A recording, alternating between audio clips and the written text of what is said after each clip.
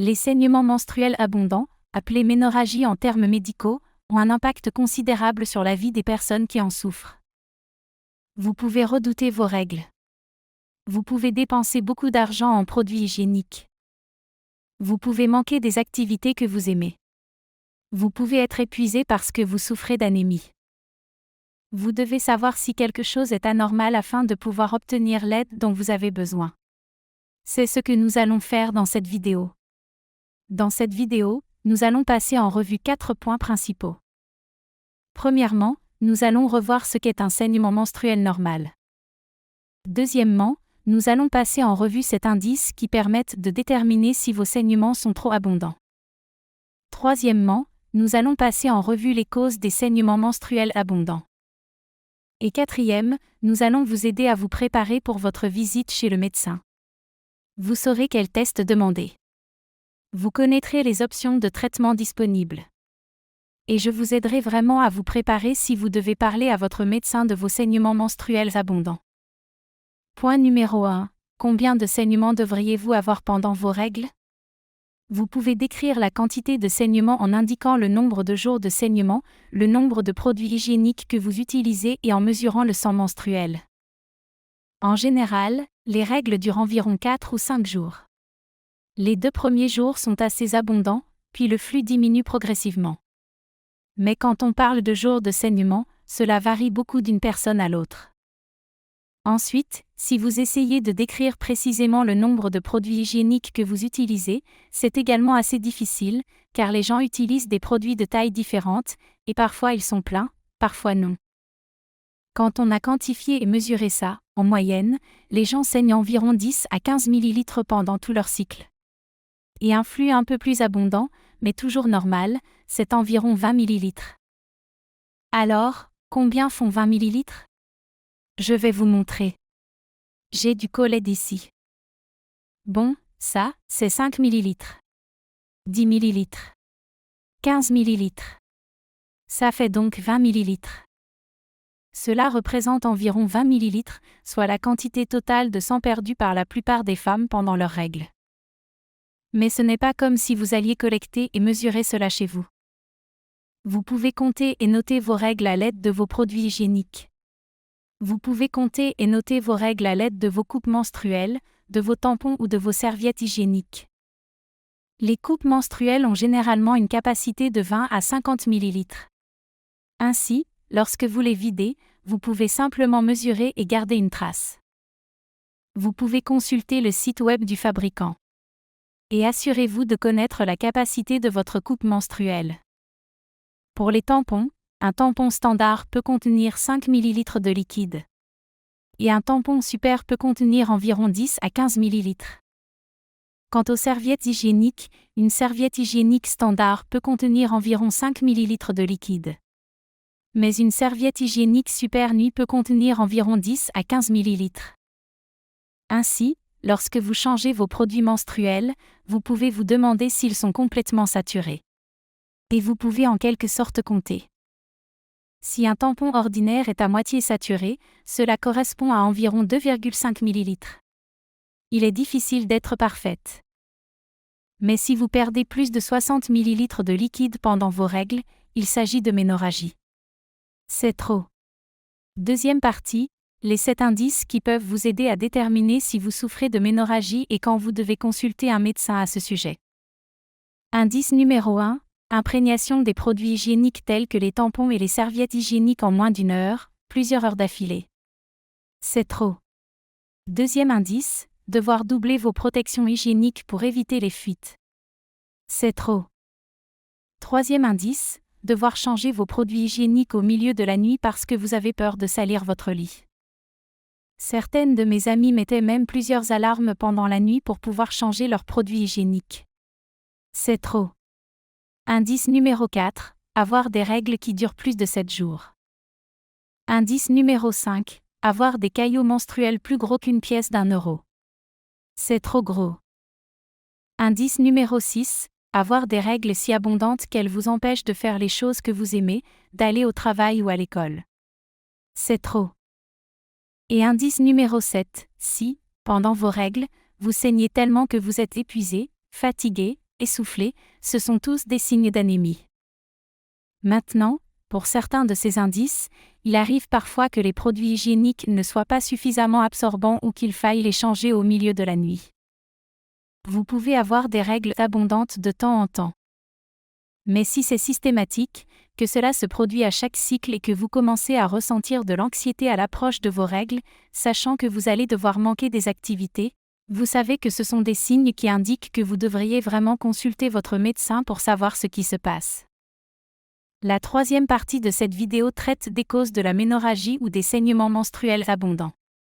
Je les classe en cette catégorie. Je vous invite à les noter et à emporter cette liste avec vous lorsque vous irez consulter votre médecin. Je ne veux pas que vous oubliez quoi que ce soit. La première catégorie concerne les causes utérines. Je pense à des causes anatomiques telles que des tumeurs bénignes, des fibromes, des polypes. Je pense également aux cancers, notamment certains cancers du col de l'utérus et certains cancers de l'utérus, qui peuvent se manifester par des saignements abondants.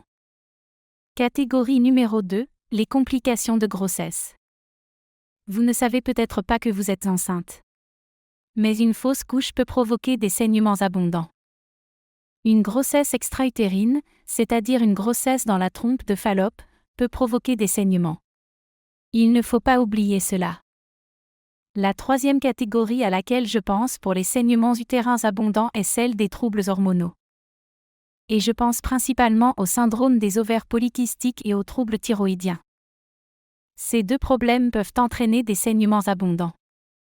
La quatrième catégorie à laquelle je pense concerne les problèmes immunitaires tels que l'endométriose et la mitose anormale. Ces affections sont souvent associées à des douleurs et à l'infertilité, mais elles peuvent également provoquer des saignements utérins abondants. La cinquième catégorie est celle des infections. Je ne veux pas oublier les maladies inflammatoires pelviennes. Et je ne veux pas oublier les infections utérines, souvent appelées endométrites. La sixième catégorie à laquelle je pense concerne d'autres problèmes dans le corps ou des maladies qui peuvent affecter nos saignements. Il peut s'agir de troubles de la coagulation, qu'ils soient génétiques, comme la maladie de von Willebrand, ou liés à un trouble plaquettaire. Les plaquettes jouent un rôle essentiel dans la coagulation. Si elles ne fonctionnent pas correctement, cela peut se traduire par des saignements abondants. La coagulation est très importante. Notre corps maintient en permanence un équilibre entre la coagulation, afin que nous ne saignions pas trop, et la non-coagulation, afin que nous n'ayons pas de caillots sanguins. Et si ces facteurs ne sont pas produits correctement par l'organisme en raison d'une maladie du foie ou des reins, cela peut se traduire par des saignements menstruels abondants. La septième catégorie à laquelle je pense est celle des médicaments. Certains médicaments peuvent augmenter le risque de saignement, comme l'aspirine ou les anticoagulants tels que l'héparine et le Lovenox. Certains médicaments de chimiothérapie peuvent également modifier votre profil hémorragique. Vous devez également penser à certains compléments alimentaires qui augmentent le risque de saignement, comme le cohosh noir, l'aloe vera, et bien d'autres encore. Votre médecin pourra donc vous prescrire des analyses sanguines, un examen anatomique et éventuellement un dépistage de certains cancers. Tout dépend donc de vos antécédents personnels. Mais les analyses sanguines pourraient inclure une numération globulaire complète. Il s'agit d'une analyse sanguine qui permet de déterminer si vous êtes anémique. Il pourrait vérifier votre taux de fer pour voir si l'une des raisons de votre anémie est une carence en fer. Votre médecin pourrait certainement vous prescrire des tests pour détecter d'éventuels troubles de la coagulation. Il pourrait également vérifier votre fonction thyroïdienne. Et il pourrait effectuer un dépistage du syndrome des ovaires polykystiques. D'autres types d'examens pourraient être prescrits pour examiner votre anatomie. Nous avons parlé des fibromes et des polypes qui provoquent des saignements abondants. Il pourrait donc faire une échographie pelvienne. Il pourrait également réaliser une échographie avec injection de solution saline ou une hystérosalpingographie. Ce sont tous des moyens d'examiner la cavité utérine et la forme extérieure de l'utérus afin de déterminer si un problème anatomique est à l'origine des saignements abondants. Ils peuvent ensuite procéder à un dépistage du cancer. Ils peuvent effectuer un frottis cervical afin de rechercher des cellules cervicales anormales. Et ils pourraient faire une biopsie de l'endomètre, qui consiste à prélever des échantillons à l'intérieur de la cavité utérine pour s'assurer qu'il n'y a pas de cellules utérines anormales. Assurez-vous donc de demander à votre médecin quels examens il recommande et pourquoi. Et s'il y a des examens qu'il ne prescrit pas, demandez-lui simplement pourquoi il a choisi de ne pas les prescrire. Pour vous préparer à cette consultation, vous pouvez noter vos cycles menstruels. Notez non seulement le nombre de jours de saignement, mais aussi le moment où vous saignez et le nombre de produits hygiéniques que vous utilisez. À l'aide des informations que je vous ai données, vous pouvez essayer de quantifier vos saignements. Cela peut être très utile.